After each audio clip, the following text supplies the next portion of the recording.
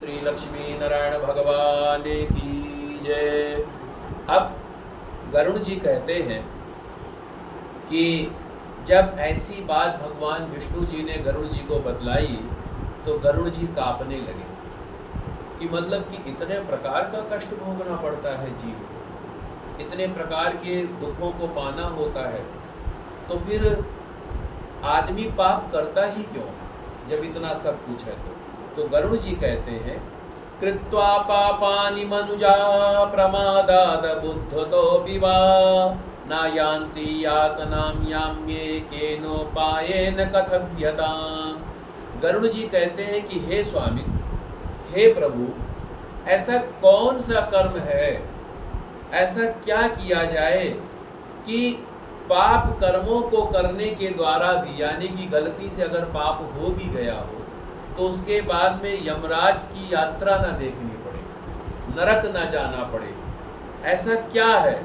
और संसार में सागर में डूबे हुए दीन चित्त वाले, पाप से नष्ट बुद्धि वाले, विषयों के कारण दूषित आत्मा वाले उद्धार के लिए ऐसा कौन सा उपाय है जिससे कि उनको सद्गति मिल सके। तब भगवान जी से जब ये प्रश्न करते हैं तो भगवान जी कहते हैं, साधु पृष्ठम त्वयाताक्ष मानुषाणां हिताय वै शृणुपाहितो भूत्वा सर्वते कथाव्यहम्। भगवान कहते हैं कि हे गरुड़ जी, मनुष्यों की भलाई के लिए तुमने ये बहुत अच्छी बात पूछी कि जो तुमने कहा है कि उनको सद्गति कैसे मिले, उनको जो है मोक्ष कैसे मिले, उनका जो पाप है वो पाप कैसे खत्म हो। तब भगवान कहते हैं कि ये जो मैंने तुमको कथा बतलाई है पापियों की गति, ये किनकी होती है, जिनके संतान नहीं, उनको ये कष्ट भोगना पड़ता है। अब जिनके संतान होती है उनको कभी भी इन कष्टों को नहीं भोगना पड़ता है। अब उसके बाद में, अब मान लो किसी का विवाह हो गया पर संतान नहीं हुई, तब क्या किया जाए। तो हरिवंश पुराण की कथा करवानी चाहिए और उसके बाद में गोपाल सहस्त्र नाम जी का पाठ करवाना चाहिए, शतचंडी महायज्ञ करवाना चाहिए और भगवान शंकर जी की आराधना करनी चाहिए। इन उपायों के द्वारा संतान का आशीर्वाद अवश्य मिलता है, मतलब संतान अवश्य होती है। और संतान क्या होती है, पुत्र पुर नामक नरक से रक्षा करता है और स्वयं भगवान ने ही उसे पुत्र नाम से कहा है। एक अच्छा जो बेटा होता है ना, वो सारे कुलों को तार देता है। इसीलिए कहा गया है, पूत कपूत तो क्यों धन संचय, पूत सपूत तो क्यों धन संचय।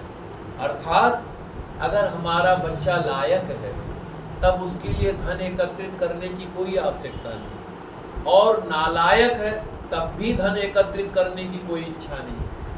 ये कहने का अर्थ है जो प्रभु ने दिया है उसमें संतुष्ट रहना सीखो। ऐसा नहीं है हम आज दुखी इसलिए भी हैं क्योंकि हमें अपने दुख से उतना दुख नहीं है जितना कि दूसरे के सुख से दुख है। दूसरे किसी को पदोन्नति मिल गई, नौकरी में आगे बढ़ गया, धन में आगे बढ़ गया, यश में आगे बढ़ गया, हमें जलन होने लगी, वो सबसे ज़्यादा दुख होता है।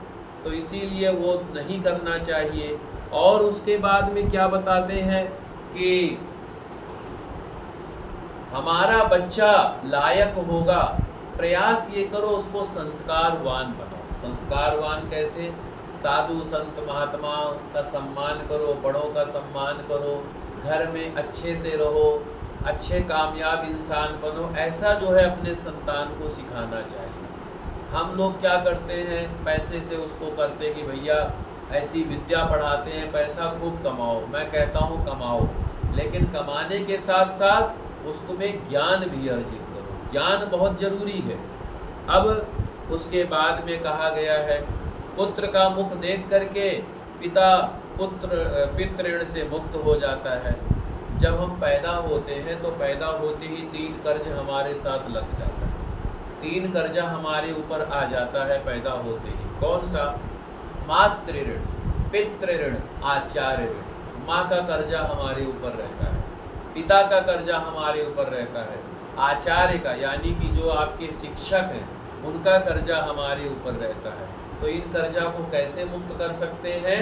जब हम अपने संतान का मुख देखते हैं, संतान को देखते हैं, तो माता पिता के ऋण से हम जो है मुक्त हो जाते हैं। और जो पौत्र का स्पर्श कर लेता है वो देव ऋण, ऋषि ऋण, पितृ ऋण से मुक्त हो जाता है। इस प्रकार पुत्र की महिमा बताई गई है। और उसके बाद में भगवान कहते हैं पुत्र के द्वारा ही सभी प्रकार के कार्य हो जाते हैं। हमसे अभी परसों किसी ने पूछा, पंडित जी अगर मान लीजिए बेटा श्राद्ध ना करे तो क्या बेटी श्राद्ध कर सकती है अपने बड़ों का? हमने कहा अवश्य कर सकती है। संतान तो बराबर है, चाहे बेटा हो चाहे बेटी हो, इसमें कोई वो नहीं है कि मतलब बेटी नहीं कर सकती है, बेटी भी कर सकती है, बेटी का बच्चा भी कर सकता है, ऐसा नहीं है, कर सकता है, बढ़िया कर सकता है। अब उसके बाद में भगवान कहते हैं कि एक बार एक राजा था, वो जो है घनघोर जंगल में गया। वहाँ पर गया तो कई प्रकार के जंगलों में पशु पक्षियों की आवाज़ गूंज रही थी। तो वो वहाँ पर थोड़ी देर के लिए ठहरा और राजा को प्यास लगी तो सोचने लगा कहीं कोई पानी का स्थान दिख जाए। तो उसने बहुत ढूंढा तो उसको एक जो है जल का स्थान दिखा। तो जैसे ही वो वहाँ पर गया तो तैसे ही देखा कि एक प्रेत उनको दिखाई पड़ा राजा। और वो प्रेत कैसा था? भूख से, प्यास से, उसको भूख लग रही थी, प्यास लग रही थी। ऊपर की ओर उठे हुए बाल वाला, बहुत ही मलिन गंदगी में कुबड़ा था और मांस नहीं था, हड्डी हड्डी नजर आ रही थी। तो उसने एक भयानक प्रेत को देखा। अच्छा, अब एक बात मैं बताता हूँ। जैसे कई लोग कहते हैं हम इस जीवन से दुखी हैं, हम अगर इस ज़िंदगी से चले जाएं तो हम इन कष्टों से पार पा जाएंगे। नहीं पार पाओगे, और कष्टों में चले जाओगे, और कष्टों में चले जाओगे। उससे पार पाने का यही उपाय है कि धैर्य पूर्वक, धीरज पूर्वक जीवन को धारण करते हुए कर्म करो। और जो लोग ऐसा करते हैं उन लोगों को भूत प्रेत की योनि प्राप्त होती है। अब भूत प्रेत की योनि में क्या है? आपके पास में बहुत अच्छे अच्छे स्वादिष्ट स्वादिष्ट सब चीज़ें रखी होंगी पर आप खा नहीं पाओगे, क्योंकि वो शक्ति भगवान ने नहीं दिया। आपके पास जल होगा, जल नहीं पी पाओगे, बहुत अच्छी अच्छी चीज़ें होंगी, आप नहीं भोग कर पाओगे। आपका स्थान गंदगी में रहेगा, भूख प्यास से पीड़ित रहोगे। तो इसीलिए ऐसा ही ये प्रेत की योनि होती है। तो भगवान ना करे किसी को भूत प्रेत की योनि को प्राप्ति हो।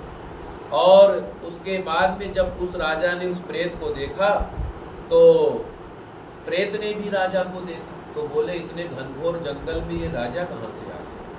तब राजा ने उससे पूछा कि हे भाई तुम कौन हो और कहाँ से आए हो?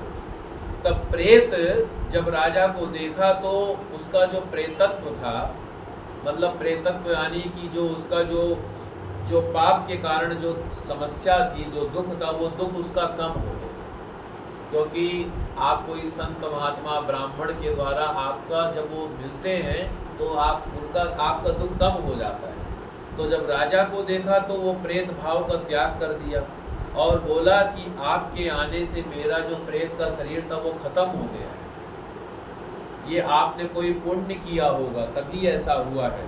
तो बताइए क्या है?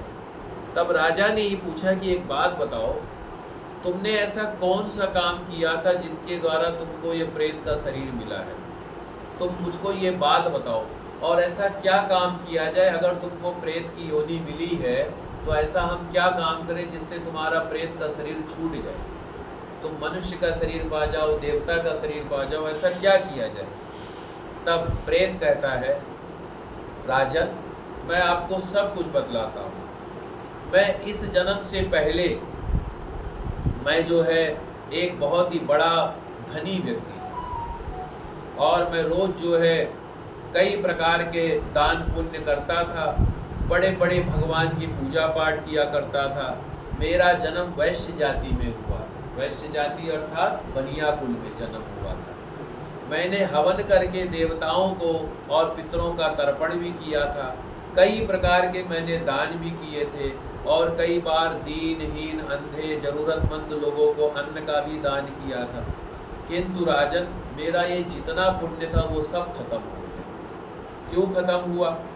अब मैं बताता हूँ कि इसलिए खत्म हुआ क्योंकि मेरी कोई संतान नहीं थी और ना ही मेरा कोई ऐसा खास निकट का रिश्तेदार था और ना ही मेरा कोई ऐसा दोस्त था जो मेरी अंतिम क्रिया करता। ये जो हम कर्म कर रहे हैं, गरुड़ पुराण का पाठ, सत्संग, हवन, ब्राह्मण भोजन, गौदान आदि दान जो ये कर रहे हैं, ये प्रेतत्व को नष्ट करने के लिए कर रहे हैं कि जिससे कि मृत्यु के बाद में प्रेतत्व का जो शरीर है वो ना मिलके सीधे भगवान के यहाँ पर जीव को जाना हो जाए। तो वो प्रेत कहता है मेरे लिए किसी ने कोई कर्म नहीं किया, अंत्येष्टि कर्म किसी ने नहीं किया मेरे लिए, और मेरे को कोई ऐसा किया नहीं, इसीलिए मेरी गति नहीं हुई है। और गति नहीं हुई है और इसी के बाद में षोडश मासिक श्राद्ध नहीं किए और इस कारण मैं बहुत ही ज़्यादा दुखी हूँ। अब प्रेत कहता है कि राजन आपसे मैं एक बात हाथ जोड़ के कहता हूँ क्या, कि आप मेरी अंतिम क्रिया अच्छे से कर दीजिए जिससे कि मेरी जो है सदगति हो जाए। तो जो है क्योंकि जो राजा होता है वो सभी का पालक कहलाया जाता है, सभी का पालक कहलाया जाता है। इसलिए मेरा उद्धार कीजिए और मैं आपको एक काम करता हूँ, मैं एक मणि देता हूँ, मणि, उसके द्वारा आप मेरा जो है कार्य कर दें और ऐसा कार्य करें जिससे मुझे मोक्ष मिल जाए, मेरी ये प्रेत की योनि छूट जाए, जिसके कारण मैं बहुत ही ज़्यादा दुख भोग रहा हूँ। अब वो प्रेत खुद कह रहा है, जो बात मैंने आपको पहले बताई है वो बात प्रेत कहता है। क्या कहता है? तदा नश्यन्ति मे नूनम प्रेतत्वनात्र संशया वेद मंत्रात् पोदानाम दया सर्वत्र जंतुषु। वो कहता है इस जंगल में बहुत सुंदर सुंदर जो है जल है, पानी है, पर मैं उसको पी नहीं पाता क्योंकि मैं प्रेत हूँ। बहुत सुंदर सुंदर फल लगे हुए हैं पर मैं उन फलों को नहीं खा पाता क्योंकि मुझको वो शक्ति ही नहीं है, वो ताकत ही नहीं है कि मैं उनको खा सकूं, जल पी सकूं। और इसीलिए मैं जो है भूख से, प्यास से बेचैन हो रहा हूँ, दुखी हो रहा हूँ।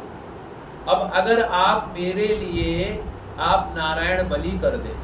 नारायण बलि किसके लिए की जाती है मैं बताता हूँ। जैसे कोई एक्सीडेंट में मर गया, कोई पानी में डूब के मर गया, कोई कच्ची उम्र में मर गया, तो उसके लिए नारायण बलि की जाती है। नारायण बलि 5 दिन की पूजा होती है, छठे दिन जो है यज्ञ किया जाता है, वो आगे बताएंगे। अब उसमें कहते हैं नारायण बलि किसी ने मेरे लिए नहीं की, ना मेरी अंतिम क्रिया किसी ने अच्छे से की है। अब इसीलिए मैं कष्ट पा रहा हूँ, पर आप मेरे लिए अगर नारायण बलि कर दें और मेरी अंतिम क्रिया अच्छे तरीके से कर दें तो मेरा जो प्रेत का शरीर है ये छूट जाएगा। और कहा गया है कि प्रेत का शरीर कैसे छूट सकता है, कि अगर वेद का मंत्र का जब उच्चारण किया जाता है, तपस्या की जाती है, दान किया जाता है और सभी के लिए दया की भावना रखी जाती है, कथा भागवत का जब श्रवण करवाया जाता है, कथा भागवत, श्रीमद् भागवत की कथा रखवाई जाती है, तो श्रीमद् भागवत की कथा भी अवश्य करवानी चाहिए। अगर जब ऐसी कोई समस्या हो तो भगवान विष्णु जी की पूजा और सज्जनों की संगति, ये सब प्रेत योनि के विनाश के लिए होते हैं। हमारे जीवन में सुख और दुख एक तरीके से और प्राप्त होता है कि दुख आता है जब हमारी बुद्धि जो है मोह को व्याप्त रही होती है, और सुख आता है जब हमारी बुद्धि में मोह खत्म हो जाता है। अब मोह कैसे खत्म होता है? बिनु सत्संग विवेक न होई, राम कृपा बिनु सुलभ न सोई। जब तक राम जी की कृपा नहीं होती है तब तक सज्जनों का संग नहीं मिलता, अच्छे लोगों का संग नहीं मिलता है, संत महात्माओं ब्राह्मणों का संग नहीं मिलता है, और तब तक हमें कष्ट मिलता है। पर जब हमें सत्संग मिल जाता है तब हमारे कष्ट का निवारण हो जाता है। जो कथा मैं कर रहा हूँ आपके यहाँ, ये क्या है? ये सत्संग ही तो है। क्या है?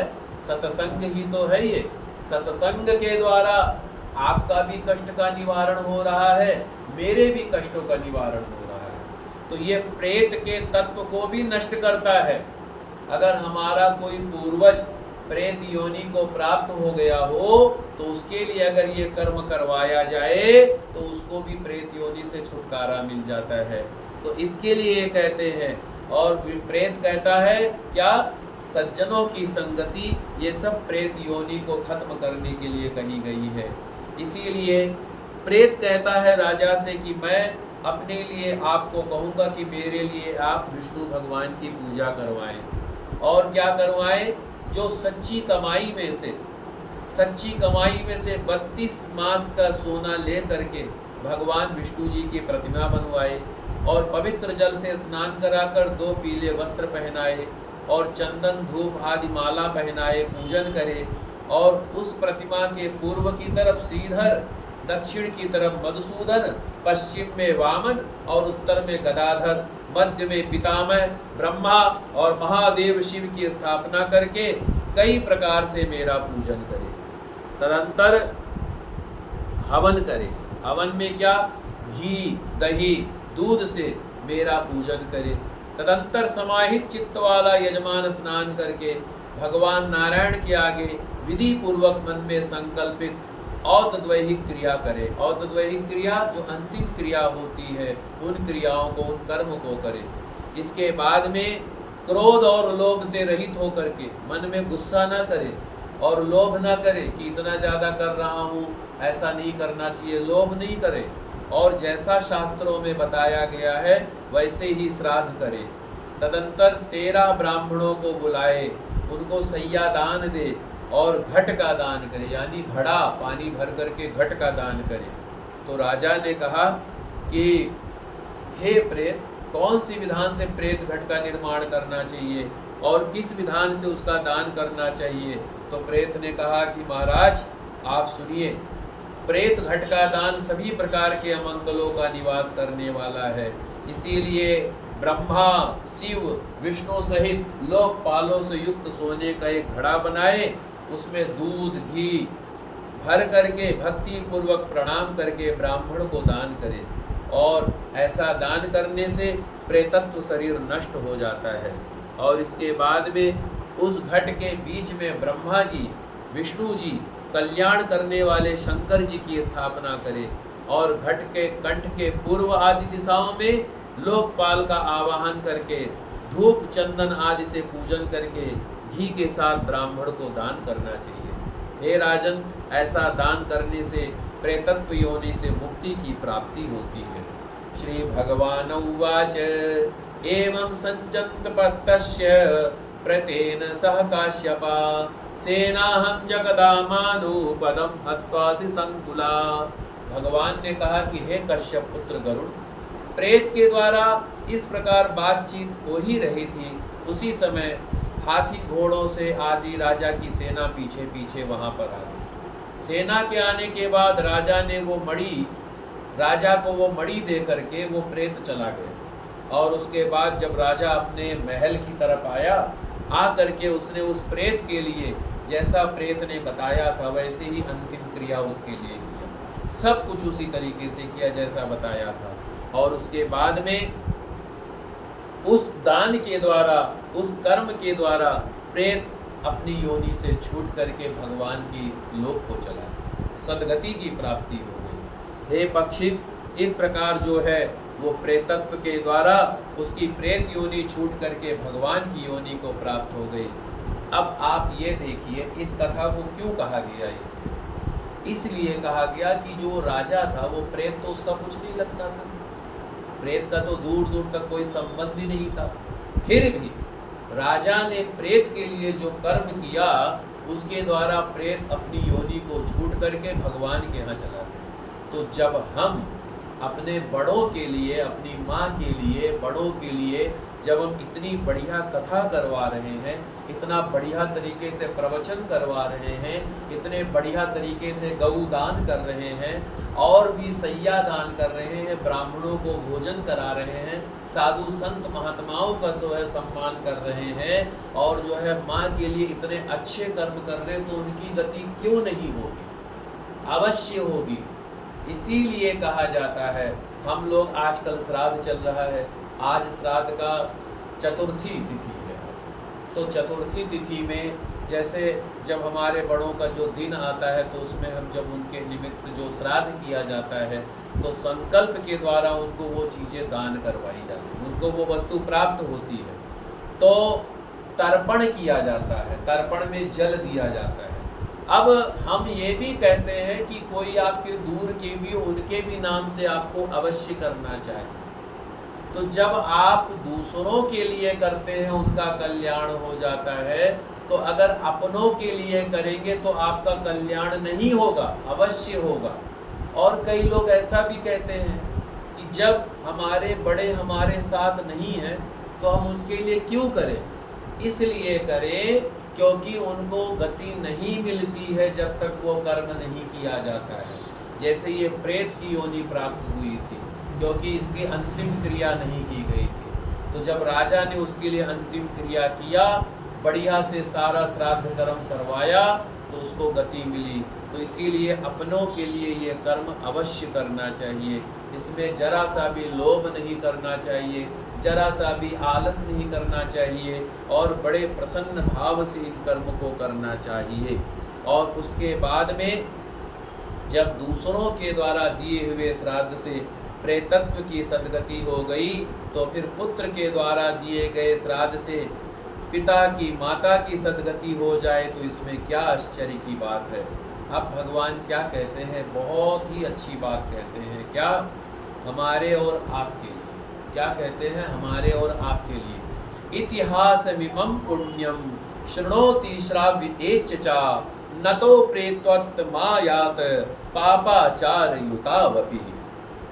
अब जो भी इस कथा को सुनता है या जो भी सुनाता है, उन दोनों को भी पापाचारों से युक्त होने पर भी प्रेतत्व की प्राप्ति नहीं होती है।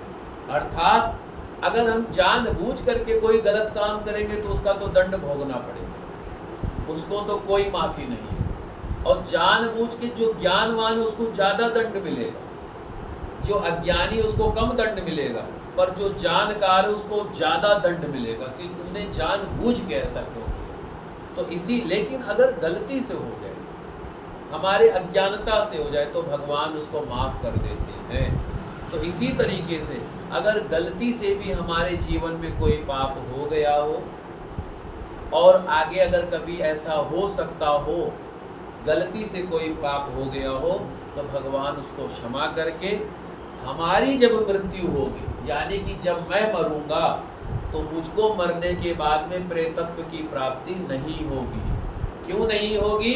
क्योंकि इस कथा को सुनने का पुण्य हमको भी मिला है, आप लोगों को भी मिला है, और मम्मी को तो मिल ही रहा है, उनके निमित्त कर रहे हैं, उनको तो मिल ही रहा है। लेकिन बताते हैं कि जो भी इस पुण्यप्रद इतिहास को जो भी सुनता है, इतिहास अर्थात कथा, जो भी इस कथा को सुनता है और जो सुनाता है, वे दोनों पापाचारों से युक्त होने पर भी प्रेतत्व को प्राप्त नहीं होते हैं। प्रेत की योनि नहीं मिलती है, भूत प्रेत की योनि नहीं मिलती है। बोलिए श्री लक्ष्मी नारायण भगवान की जय। और इस कथा के द्वारा आपके मम्मी जी को भी सद्गति की प्राप्ति हो, मोक्ष की प्राप्ति हो। भगवान ने जहाँ भी भेजा हो, जिस भी योनि में भेजा हो, जिस भी जगह भेजा हो, उनका कल्याण हो। और एक बात और है, जब शरीर छूट जाता है तो 10 दिनों तक शरीर यहीं रहता है,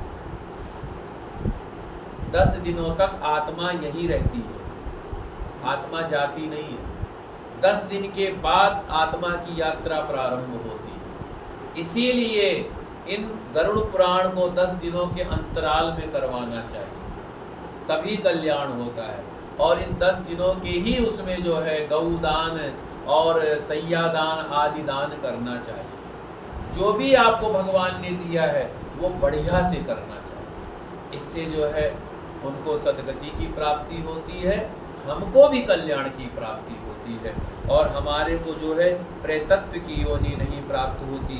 और अगर किसी को प्रेतत्व की योनि प्राप्त हो गई हो हमारे परिवार में, उनको भी वो बंधन से छूट जाए, वो प्रेतत्व शरीर से छूट जाए, और छूट करके उनको भी भगवान सद्गति प्रदान करें, उनको भी मोक्ष प्रदान करें, सभी पितरों को मोक्ष प्रदान करें। बोलिए श्री लक्ष्मी नारायण भगवान की जय, श्री सत्यनारायण भगवान की जय, श्री गरुड़ जी भगवान की जय। श्रीमन्नारायण नारायण नारायण, श्रीमन्नारायण नारायण नारायण, भजमन्नारायण नारायण नारायण, भजमन्नारायण नारायण नारायण, लक्ष्मी नारायण नारायण नारायण, लक्ष्मी नारायण। चढ़ा के प्रणाम करें भगवान विष्णु जी को, गरुड़ जी को लीजिए। लक्ष्मी नारायण नारायण नारायण, भजमन्नारायण नारायण नारायण, सत्य नारायण नारायण नारायण, भजमन्नारायण नारायण नारायण, लक्ष्मी नारायण